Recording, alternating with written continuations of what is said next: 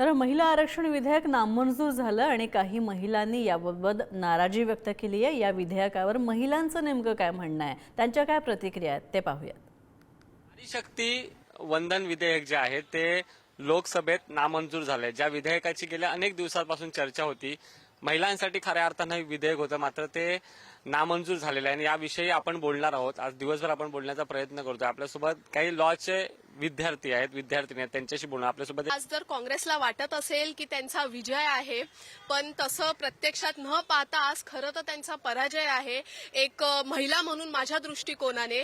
कारण त्यांनी आज चक्क देशभरातील ज्या इच्छुक महिला आहेत, जे समाजकारण करायचं ज्यांना इच्छा आहे, त्यांच्यावरती त्यांनी खरं तर हा पूर्ण प्रश्नचिन्ह उचललेला आहे।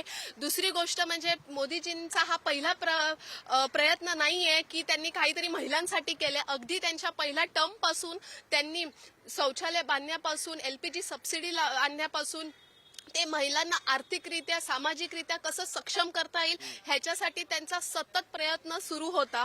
तर हा ऑपोजिशनने हा निर्णय ह्या बिलला समर्थन न केल्यामुळे आज हे महिलांसाठी तर खूप नुकसानच आहे। एक काळ होता की त्यांच्याच पक्षातली महिला एक पहिली पंतप्रधान होती देशाची, तर त्यांच्याकडून ही वागणूक तरी अपेक्षित नव्हती। हे खूप लज्जास्पद आहे, आम्हाला तरी एक महिला म्हणून हे अपेक्षित नव्हतं। लॉची विद्यार्थिनी म्हणून काय वाटतं? लॉची विद्यार्थिनी म्हणून तरी मला वाटत होतं की हे बिल पास व्हावं। कॅमेरापर्सन सतीश सुशांत, पुढारी न्यूज, मुंबई।